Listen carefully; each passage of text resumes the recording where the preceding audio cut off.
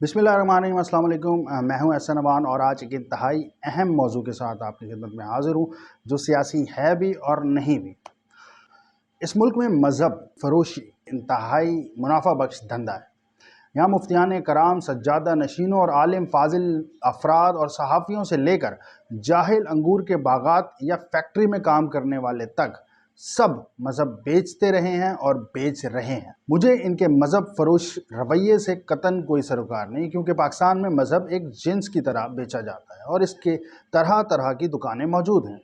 मुझे एतराज़ हमेशा इन घटिया और कमीन लोगों पर होता है जो मज़हब फरोशी में इस हद तक आगे निकल जाते हैं कि मद्दे मुकाबिल को काफिर, मुनाफिक, मिल्लत दुश्मन तक करार दे देते हैं। और जिस किस्म के माशरे में हम रहते हैं वहाँ इस तर्ज के शयातीन बहुत बड़े बड़े सानिहात का पेश खैमा साबित होते हैं।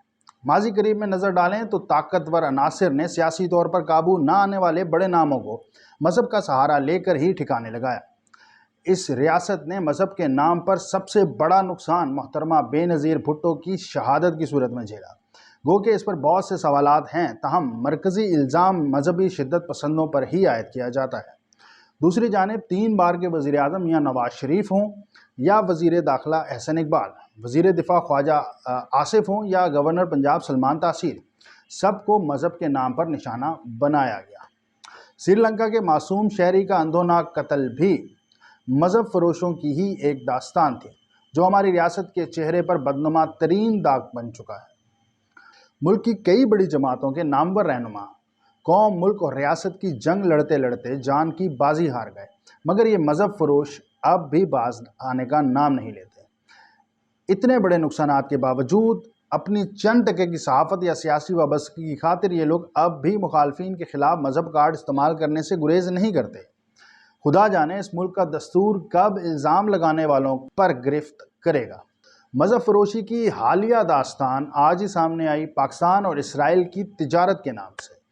एक नया बयानिया तहरीक इंसाफ के मज़हब फरोश कारकुन और इंसाफ़ी औरिया मकबूल जान और कामरान खान के ना सिर्फ ट्वीट सामने आए, बल्कि मज़हब फरोश एंकर औरिया मकबूल ने बाकायदा एक भरपूर वीलॉग खड़का दिया।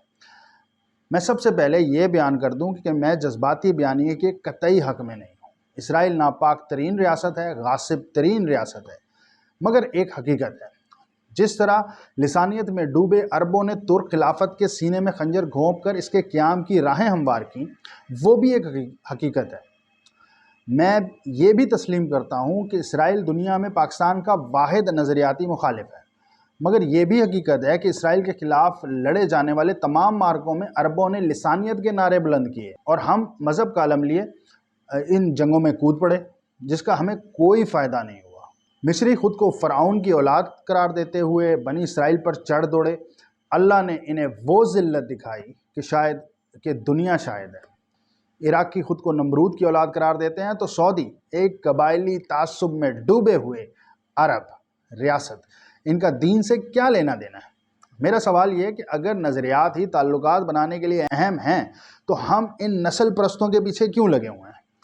ये भी एक हकीकत है कि नस्ल परस्त अरब रहनुमाओं ने फ़लस्तीन का मसला हमेशा अपने अपने ज़ाती और गिरोही मफादात के लिए इस्तेमाल किया। मेरा ये सवाल है कि महज ईरान की खिलाफ महाज बनाने के लिए इस गलीज़ इसराइल से दोस्ती की पिंगे बढ़ाने वाले अरबों की तकलीफ़ में हम क्यों मरे जा रहे हैं। मेरे ख़्याल में इसराइल को तस्लीम करना कभी भी पाकिस्तान के हक़ में दुरुस्त नहीं होगा, क्योंकि पाकिस्तान के मारूज़ी हालात गवाह हैं कि यहाँ जज्बातियत का ये आलम है कि यहाँ इस किस्म का तसव्वुर बयान करना भी फ़िलहाल काबिल कबूल नहीं है। मगर जो झूठ और बकवास इमरान नियाज़ी के नाम के साथ फैलाई जा रही है, इसका तदारुक करना भी बहुत ज़रूरी है और इंतहाई अहम है। और यह मकबूल जान ने एक अमरीकी इदारे की खबर पेश करते हुए बताया कि पाकिस्तान और इसराइल में तिजारत का बाकायदा आगाज़ हो चुका है और साथ ही जज्बातियत से भरपूर झूठ भी थोक के हिसाब से बयान फरमाए। इनका ये कहना था कि इब्राहिम एकॉर्ड के नाम से जो मुआहदा अमरीका की ज़ेर सरपरस्ती हुआ, उसमें अरब तो झुक गए, मगर पाकिस्तान ने इमरान नियाज़ी की क़ियादत में झुकने से इनकार कर दिया। इसलिए आलमी क़ुव्वतों ने मिलकर इमरान नियाज़ी को इक़्तिदार से बेदखल कर दिया।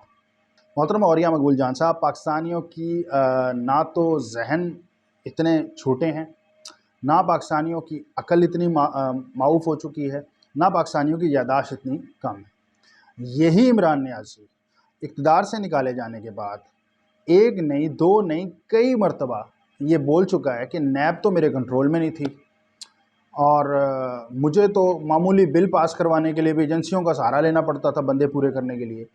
تو جس شخص کو معمولی قانون سازی کے لیے بھی ایجنسیوں کا سہارا لینا پڑتا تھا، جس کے کنٹرول میں نیب نہیں تھا، جس کے کنٹرول میں ایف آئی اے نہیں تھا، جس کو کوئی پتہ ہی نہیں تھا کہ اس ملک میں ہو کیا رہا ہے، اس کی بیوی اسے بتاتی تھی کہ آپ وزیر اعظم ہیں، اس شخص نے انکار کر دیا۔ عالمی قوتوں کو جو انکار نہیں کر سکتا تھا جنرل باجوہ کو، جو انکار نہیں کر سکتا تھا جنرل فیض کو، اس نے انکار کر دیا۔ کوئی خدا کا خوف کریں۔ ان بیانات کو پیش نظر رکھتے ہوئے آپ خود بتا دیں کہ عمران نیازی کے ہاتھ میں کتنے کوئی خارجہ امور کے معاملات دیے گئے ہوں گے، جس کے ہاتھ میں نیب تک کا جو ہے وہ ڈور نہیں تھی، جس کے ہاتھ میں باجوہ نہیں سنبھالا جا رہا تھا، جس سے کوئی چیز نہیں سنبھالی جا رہی تھی، جس سے آٹا مافیا نہیں سنبھالی جا رہی تھی، جس سے چینی مافیا نہیں سنبھالی جا رہی تھی، جس کے دور میں تیل مافیا نہیں سنبھالی جا رہی تھی، جس کے دور میں گیس مافیا نہیں سنبھالی جا رہی تھی، وہ عالمی امور میں جو ہے وہ سرگرمیاں دکھا رہا تھا، اور وہ نہ کر رہا تھا امریکہ کو، اور وہ نہ کر رہا تھا ابراہیم اکارڈ پہ۔ خدا کا خوف کریں عوریہ صاحب، کم از کم اپنا بیانیہ بنانے سے پہلے اپنے کپتان کو بتا تو دیا کریں کہ وہ ایسے بھڑ نہ مارے۔ سعودی عرب کا عمران نیازی سے اصل جھگڑا کیا تھا پوری دنیا جانتی ہے۔ محمد بن سلمان کے طیارے میں بیٹھ کر اسے گالیاں دی تھیں، عربوں کو گالیاں دی تھیں، سعودی شاہی خاندان کو گالیاں دی تھیں۔ یہ بنیادی وجہ تھی اس کی عوریہ صاحب، فلسطین نہیں تھی اس کی بنیادی وجہ۔ جو دوسرا پوائنٹ ہے عوریہ صاحب کی کنٹرڈکشن میں، وہ یہ ہے کہ جی میں نے کبھی عمران نیازی سے متعلق حکیم سعید اور حضرت ڈاکٹر اسرار احمد رحمۃ اللہ علیہ کی باتوں کو سنجیدہ نہیں لیا تھا، مگر جو حالات 2017 کے بعد دیکھے، مجھ جیسے کروڑوں پاکستانیوں نے ان باتوں پر یقین بھی کیا، ان باتوں کو دوبارہ شیئر بھی کیا۔ تیسرا اور سب سے اہم پوائنٹ، مشہور یہودی خاندان گولڈ سمتھ کا یہ داماد رہا ہے، جس کے تینوں بچے اب تک اہل یہود کی زیر کفالت ہیں۔ یہ عمران نیازی جو پاکستانی نژاد محمد صادق خان کے مقابلے میں اپنے سابق سالے شدت پسند یہودی زیک گولڈ سمتھ کے لیے انتخابی مہم چلاتا رہا ہے، وہ کسی عالمی منصوبے میں یہودیوں کی مخالفت کر سکتا ہے؟ جو لندن کے میئر کے مقابلے کے لیے یہودیوں کی مخالفت نہیں کر سکا، وہ عالمی منصوبوں میں کرے گا؟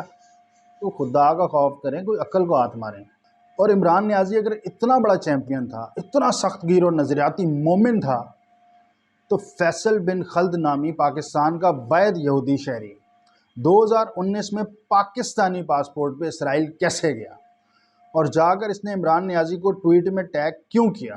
عوریہ صاحب بتائیں اس قوم کو، اس ملک کے پاسپورٹ پہ وہ اسرائیل کیسے گیا جس ملک کے پاسپورٹ پر لکھا ہوا ہے کہ یہ پاسپورٹ سوائے اسرائیل کے دنیا کے تمام ممالک کے لیے کارآمد ہے؟ اس وقت عمران خان کی پاکستانیت کہاں تھی؟ اس وقت عمران خان کی سخت گیری کہاں تھی؟ ایک بندے کے لیے وہ سخت گیر ہو نہیں سکا، وہ عالمی قوتوں کے لیے سخت گیر ہوتا رہا۔ سرکار عوریہ صاحب پہلے تو یہ بتائیں کہ اس خبر کی ویریفیکیشن کیا ہے؟ اس خبر کی کوئی ویریفیکیشن نہیں ہے، صرف ایک امریکی ادارے نے اس خبر کو جاری کیا، آپ نے اٹھایا اور آپ نے پیسٹ کر دیا۔ پہلے آپ نے ٹویٹ فرمایا، آپ کے جو دیگر عمران زدہ اینکرز تھے، عمران زدہ صحافی تھے، انہوں نے بھی ٹویٹ پہ ٹویٹ کیا، مگر وہ یہ بھول گئے تھے کہ یہ جو واحد پاکستان کا یہودی شہری ہے، اس نے 2019 میں ٹویٹ کر رکھا ہے، وہ سید طلعت حسین صاحب نے وہ ٹویٹ کر دیا۔ اس کے بعد آپ لوگوں کی جو ہے وہ بولتیاں بند ہو گئیں۔ پھر آپ نے یہ پورا وی لاگ فرمایا، اس میں آپ نے اس معاہدے کا کوئی ذکر نہیں کیا، آپ نے صرف اور صرف عمران نیازی کو بہت بڑا لیڈر بنا کے پیش کرنے کی کوشش کی۔ جھوٹ کی صرف کوشش ہو سکتی ہے، وہ آپ نے پوری کی۔ آپ کے پاس کوئی ثبوت نہیں تھا، اس لیے آپ نے اس پورے کے پورے سینیریو، اس پورے کے پورے وی لاگ کے اندر اس پورے جو خبر ہے اس کا کہیں ذکر نہیں کیا، کیونکہ آپ کے پاس کوئی ثبوت نہیں تھا۔ آپ جھوٹ بول رہے تھے، آپ جھوٹ کو فروغ دے رہے تھے۔ خدا کا واسطہ ہے، جھوٹ اور بکواس کو صرف سیاست تک محدود رہنے دیں، اسے اسلامک ٹچ نہ دیں۔ یہ خون خرابہ اگر آپ کے جھوٹے بیانیے سے ہوا تو اس کا حساب یہاں دنیا کی عدالت میں نہ صحیح مگر میرے رب کی عدالت میں ضرور ہوگا، اور یہاں بھی جو بھی آج اس بیانیے سے مستفید ہوگا وہ یاد رکھے کہ لگے گی آگ تو آئیں گے گھر کئی زد میں، گلی میں صرف ہمارا مکان تھوڑی ہے۔ اب تک کے لیے اتنا ہی، دیکھتے رہیے نیوز ود احسان۔